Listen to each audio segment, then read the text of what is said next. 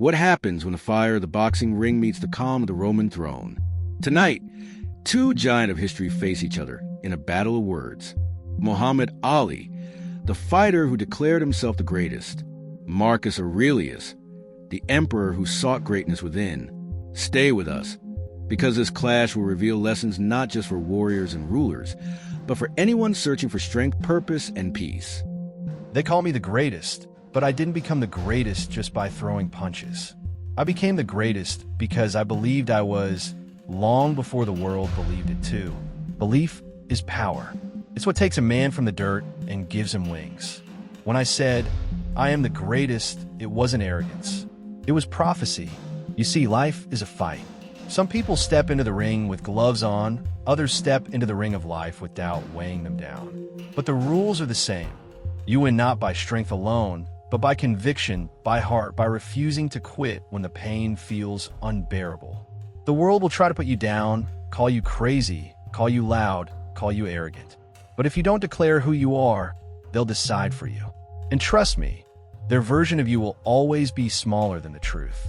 I trained harder than anyone else. I got up when my body begged me to stay down. I spoke greatness before I even had the belts to prove it. That's not just boxing, that's life.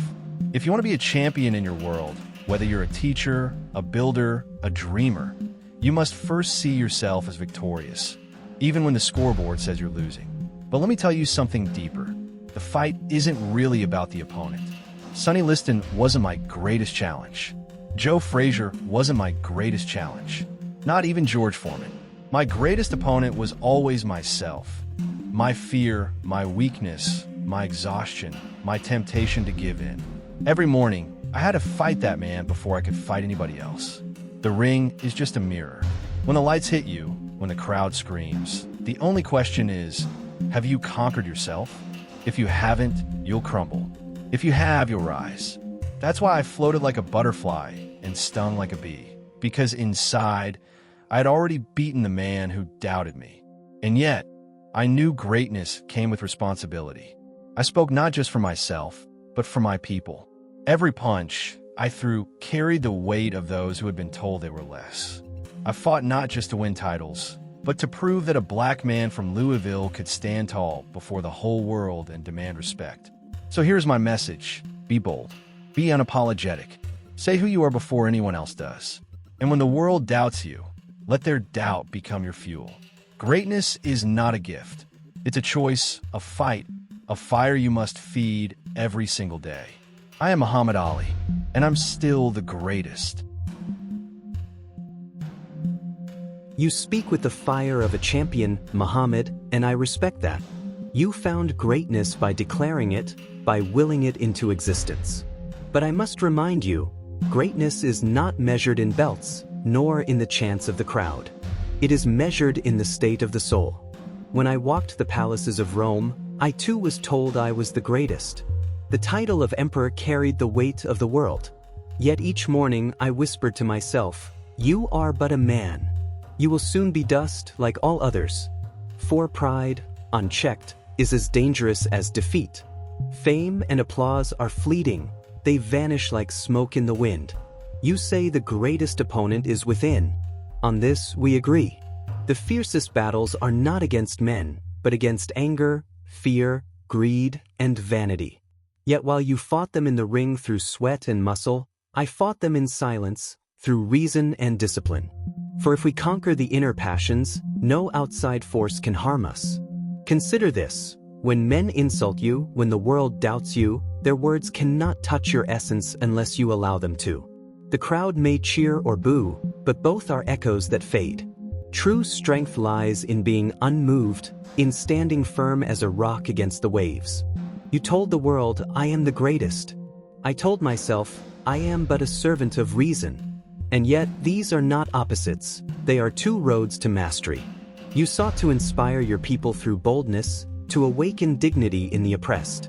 I sought to remind mankind that we are all part of the same whole, bound by duty to one another. The question then is not whether one is the greatest, but whether one has lived in accordance with virtue.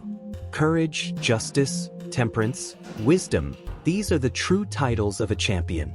They cannot be stripped by defeat, nor tarnished by time. A belt rusts, a crown decays, but character endures. Do not misunderstand me, Muhammad. I admire your fire. The world needs voices that dare to proclaim, that refuse to kneel before injustice. But even the boldest voice must remember, death waits for us all. When the body weakens, when the crowd forgets your name, will your soul still stand tall? So I say this, fight, but fight with reason. Seek victory, but also seek virtue. Inspire the crowd, but do not let their applause enslave you. For the man who governs himself, his impulses, his desires, his fears, that man is unconquerable even by death.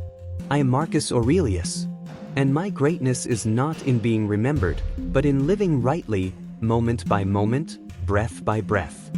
Marcus, you talk about dust, about fading away, about how applause disappears like smoke. But let me tell you something. Smoke might fade, but it leaves a scent. A flame might burn out, but it lights another torch. That's why I shouted, I am the greatest.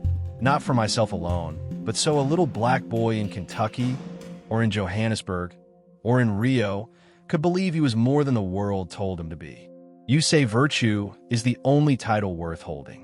But what is virtue if it's hidden in silence, if it's not seen, not heard, not passed forward? You say to stand like a rock against the waves, but sometimes the world doesn't need a rock. It needs a storm. I was that storm. I shook the walls of injustice. I broke the silence when silence was comfort for the oppressor. You call pride dangerous. Maybe it is. But pride in my people, pride in my color, in my faith, in my dignity, that's not dangerous. That's survival. Without that pride, I'd still be the boy cleaning other people's shoes, not the man who made kings and presidents pay attention when I spoke. You lived in palaces, Marcus, with scrolls and philosophers at your side. I lived in America, where a man with my skin couldn't sit at the same table as those who judged me. If I whispered to myself, the world would have stayed the same. I had to roar. I'll grant you this, discipline matters. Self-control matters. But I say this, discipline without fire is just cold routine. A man can sit still all his life and claim he has conquered his desires, but what has he given the world? I gave sweat, blood, words, courage. My life was messy, loud, imperfect, but it changed lives. You ask, when the body weakens, when death comes, what remains? I'll tell you what remains. The echo of a man who refused to kneel. The echo of a voice that said you are somebody. You can fight, you can win. You want immortality in silence? I found immortality in sound. So yes, Marcus, I live bold, I live loud. And I'll tell you this plain, greatness is not just living rightly. It's lifting others so they can live rightly too. And for that, I'll never apologize. Your passion is undeniable, Muhammad, and I honor it. You remind me that philosophy without action can be lifeless. Yet I must remind you in turn, action without reflection can be reckless. You say the world needed a storm. Perhaps so. But storms also destroy. What of the young man who imitates your pride but not your discipline? What of the man who hears your roar but not your wisdom? Fire can warm, yes, but it can also burn. You claim immortality through sound, through echo. But echoes distort. Words pass through mouths that twist them. I have seen emperors praised in one age and cursed in the next. History is a fickle witness. To anchor yourself in applause is to tie your soul to shifting sands. You believe silence is weakness. I tell you, silence is strength. The man who can endure insult without anger, the man who can bear loss without despair, he is the true conqueror. For no tyrant can enslave a soul that has mastered itself. Yes, you inspired the oppressed, and that is noble. But consider this, had you been born in Rome, in my palace, would you still have found greatness? Or did your fire depend upon the injustice you fought? If your identity requires an enemy, is it truly free? I do not deny your impact, but impact alone is not greatness. The gladiator thrills the crowd, but when his sword breaks, he is forgotten. The philosopher, even if unknown, leaves seeds that sprout centuries later. My writings were not meant to inspire cheers, they were meant to guide souls long after my bones turned to dust. You speak of lifting others. That is just. But we lift best not by roaring, but by living as examples. A steady man, consistent in virtue, gives the world a light that does not flicker with the noise of the crowd. So I stand by this. Greatness is not in defiance alone, but in harmony with reason.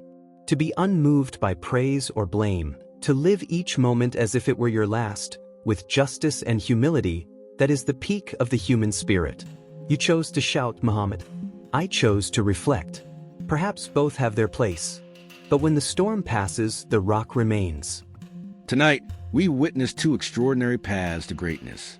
Muhammad Ali showed us the fire of action, courage, and the power to lift others with every punch, every word, every bold declaration. Marcus Aurelius taught the strength of inner mastery, discipline, and living in harmony with reason, untouched by praise or blame. Life does not ask us to choose only one path. It asks us to balance fire with calm, action with reflection, ambition with virtue. Step forward boldly, fight for what matters, and yet cultivate a mind that cannot be shaken. If this inspired you, subscribe and follow our channel. More debates await, where history's greatest minds and modern icons teach lessons that can transform your life.